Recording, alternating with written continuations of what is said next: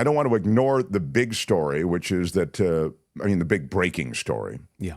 Which is that I'm going to sort of suggest one of the crown jewels of Donald Trump's transition and of his appointments has now tapped out.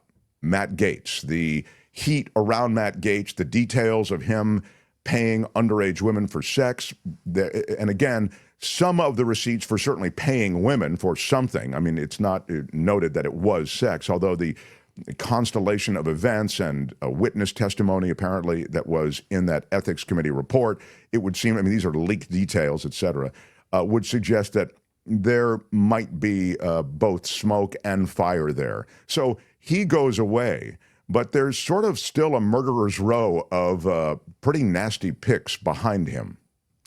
Well, maybe we should first point out that he's kind of screwed himself because he resigned from Congress, right? And his seat now has to be filled through a special election in Florida as per the Constitution. So he can't just retake his place in the House or be appointed into the seat. So he's probably going to end up as a Fox News host by the end of the month, I should think.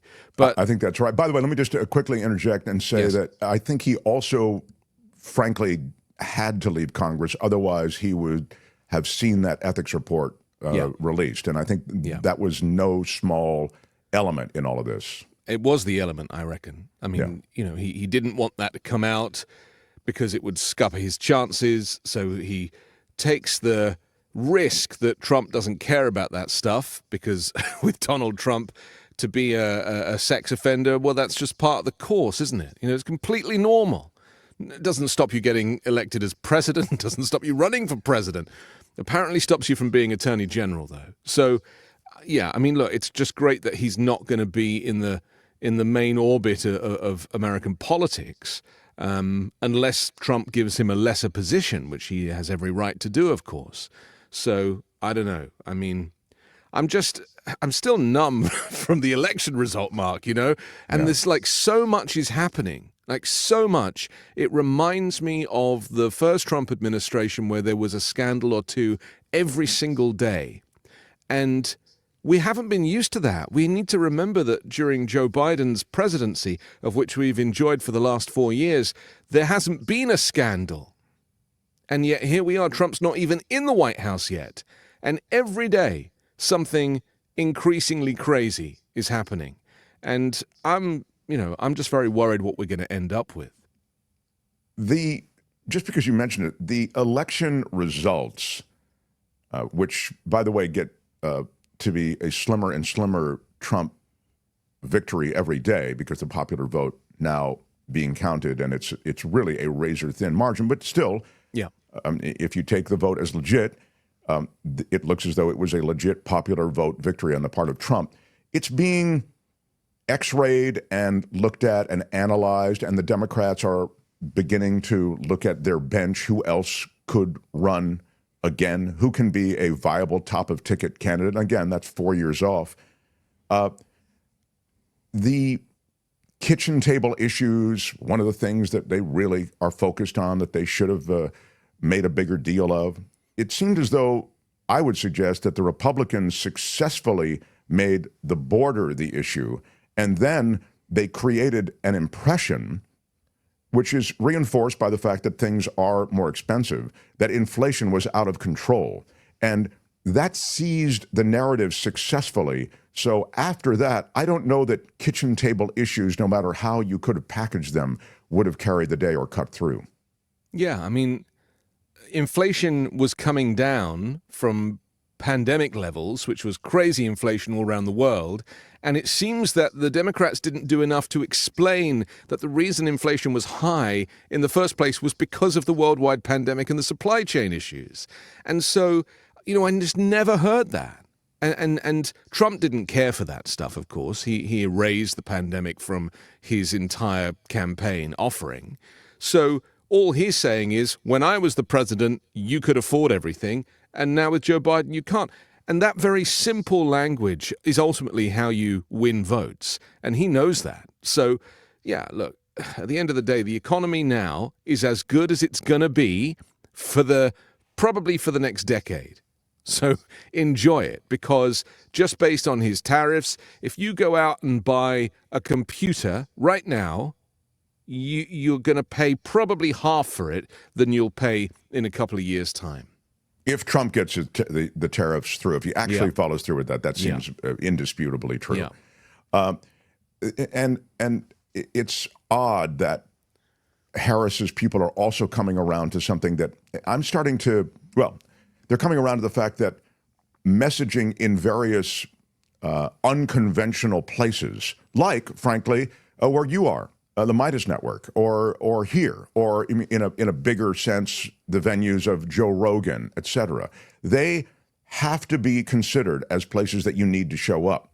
And as I've said before, if you're comfortable going on 60 Minutes, you should sure as hell be comfortable going on Joe Rogan, because 60 Minutes is a much rougher ride than Joe Rogan. I mean, I get that you'll have a couple of tough questions from Joe Rogan, but otherwise, they'll kind of see you as, wow, she was cool. She hung out with us for a couple of hours, in the case of Kamala Harris.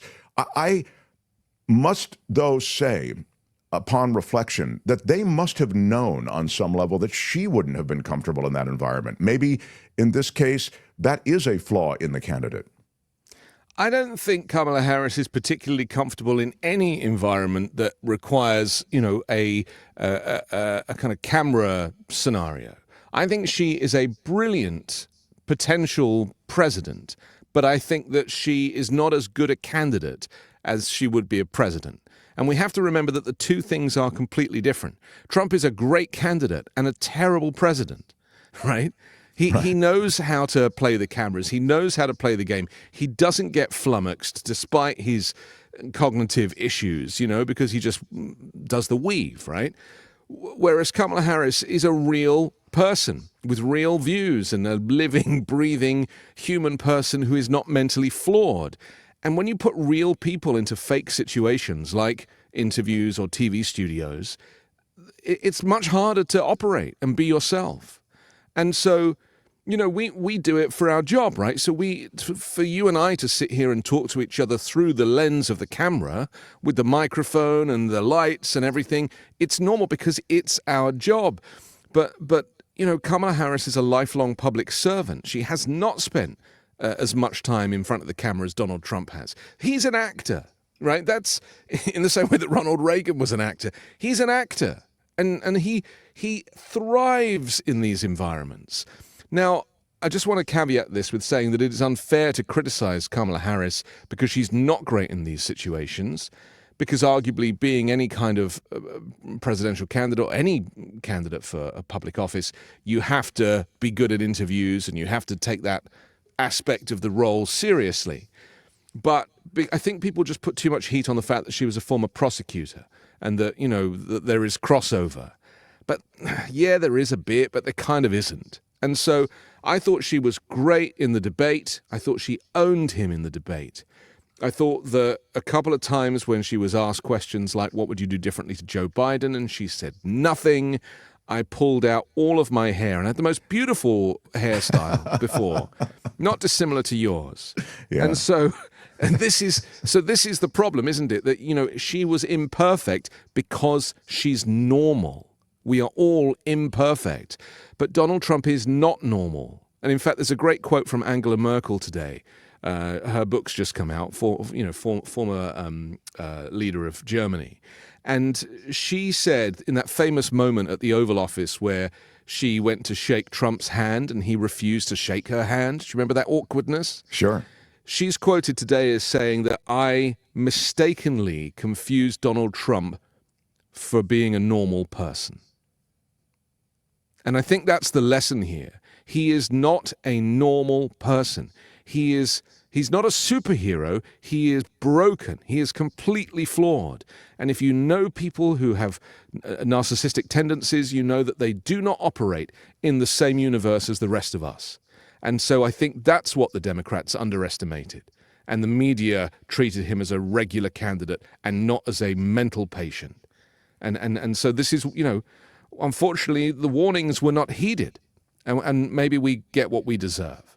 I think there's also a systemic problem that the Democrats have because they do have to bring in this broad spectrum of policy perspectives and different coalitions that which can is very broad. Yeah, it's so very broad that you end up with a far tougher coalition to ultimately produce than do the Republicans. I mean, there's the old line, Democrats fall in love, Republicans fall in line.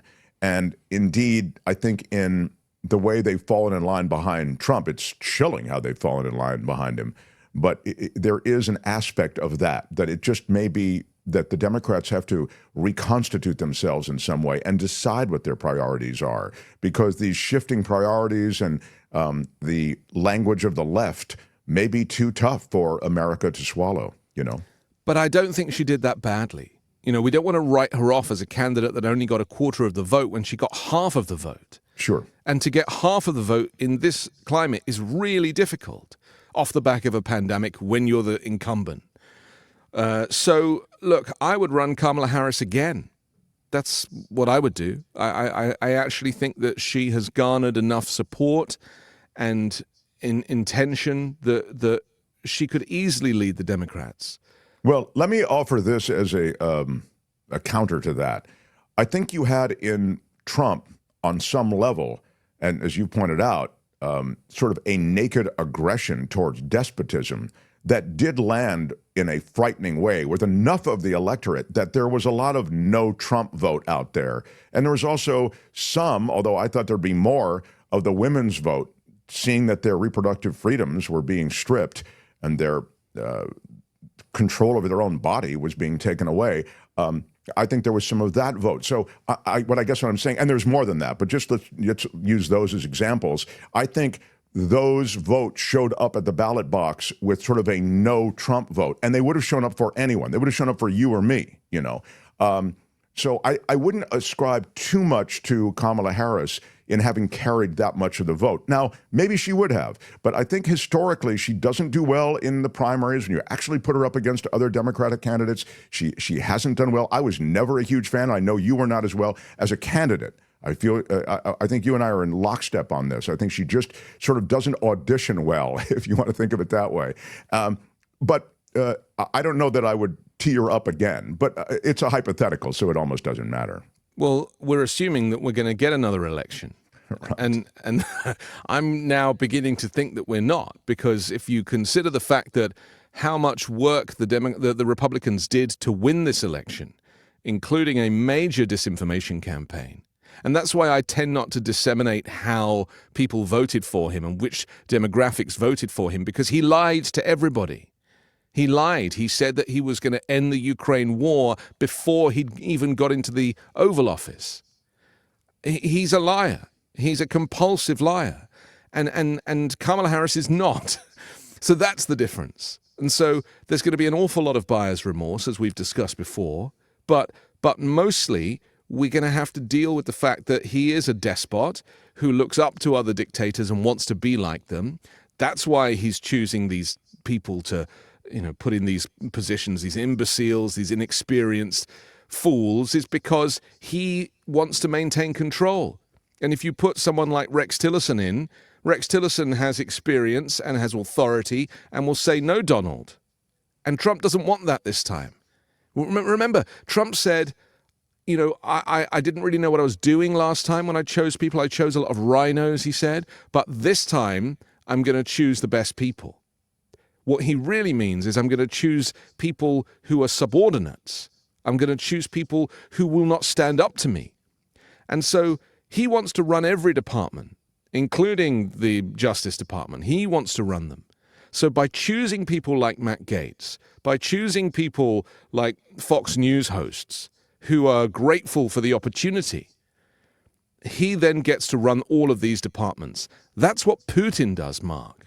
He employs sycophants who will just support his intentions. Nobody would stand up to him. And that's what Trump wants as a dictator. He wants to be able to maintain the control, because he's a control freak, over every government department. And this is what we're going to see play out. Some terrible mistakes will be made. Some terrible decisions will be made. I worry a lot about the EPA, for example, and HHS. Sure. Because these are the things that keep us safe. Well, you look at these regulations that come out of the EPA or, as you suggested, the FDA, USDA, et cetera. Yeah. We had all of the nominees on the screen. You could see them there for a moment. Yeah. Those are all protections. Consumer protections I think will melt away. Yeah. This is, the power of government, the positive power of government is associated with I suggest, the regulatory structure that in general protects environment, consumers, et cetera. Can it overreach? Of course. And sensible paring down of that overreach is one thing, but the wholesale gutting of these agencies, it's lunacy, and scary lunacy at that. So, but Trump needs that because he doesn't want to be around anybody that's going to stand up to him, and so he's purposely choosing people that will roll over for him or whoever. I mean, Dr. Oz, are you kidding me? It's an example. And I was thinking, is he doing it on purpose? Is he doing it because if he puts really rubbish people in and he knows that they're rubbish and we know that they're rubbish, it's going to put the fear of God into everybody, and including Republicans, I might add, and just, is this part of the deconstruction of the administrative state, which Bannon talked about, which Project 2025 talks about? And the answer is yes and no, but Trump isn't that smart. He's not smart enough to kind of double deal or to bottom deal, where he's like, okay, I'm going to give Dr. Oz because I know Dr. Oz is crap, and it's going to bring down that department, and that is the deconstruction of the administrative state. He doesn't have the intellect for that. All he knows is, well, Dr. Oz won 9 Emmys, so that must mean that he's good, and I've seen him on television, and he pushes hydroxychloroquine, so that's good, and I can control him because he's grateful for the job because he hasn't worked in months. So this is what's currently going on, and so Matt Gaetz having to step aside has scuppered Trump a little. And I don't know if you saw what Trump has posted about it this morning, but he's done a backtrack saying, we decided that we didn't want it distracting from our, and it's like, no. You basically just chose a sex offender, and his laundry is now being aired publicly, and it's been pulled out from underneath you. Well, from one to another. I mean, Pete Hegseth, the details of that report, there was actually a rape report and a sexual assault report. The details have come out now, and they are damning. I mean, it is a brutal story of this frat boy drunk dude who was at a conference who was accosting women, essentially in a shouting match by the pool. One of the hotel employees had to become involved, and the woman who he ultimately went back to the hotel room with, after the entire encounter, she went to the police and filed a rape report. This is a serious issue. And so if you read these details, and again, we're kind of late now, so I can't really get into too many more, but you really have the story of an aggressor, a sexual aggressor, who won't take no for an answer. This is the guy who, of course, and from a purely standpoint of competence, he is utterly incompetent when it comes to the task of running the Department of Defense. He can't manage a kid's birthday party, and here he is. He's going to manage an organization of almost 3 million people. I mean, it's utterly absurd. So, not to mention the troglodyte views about women shouldn't be in the military and all this other stuff that he believes. So, I see again this pipeline of problematic candidates, but as you say, they all share one thing, which is they'll do the bidding of Donald Trump. And you can see why Trump chose Pete Hegseth, because he had been in the military briefly, and he's like, okay, that ticks the military box, because this is the level of detail that Trump operates at. And he said really nice things about me and has given me an easy ride on Fox. And he's going to do what I say.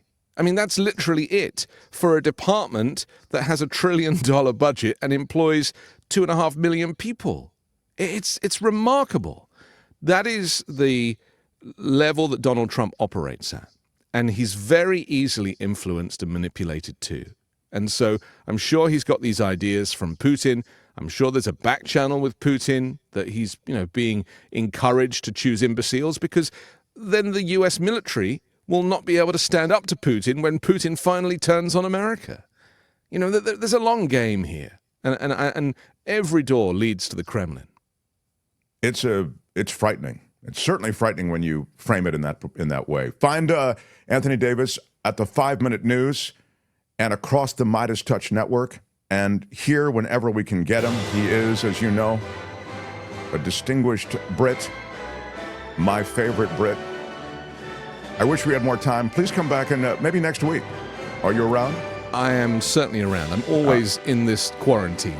It's because of COVID. Anthony Davis, everybody. Thank you, Anthony Davis. Thank you, Mark. Hi, it's Mark, and I thought that was great. Hit the notification bell. You'll know whenever there's a new video being dropped, and please subscribe to our channel to help us save the universe.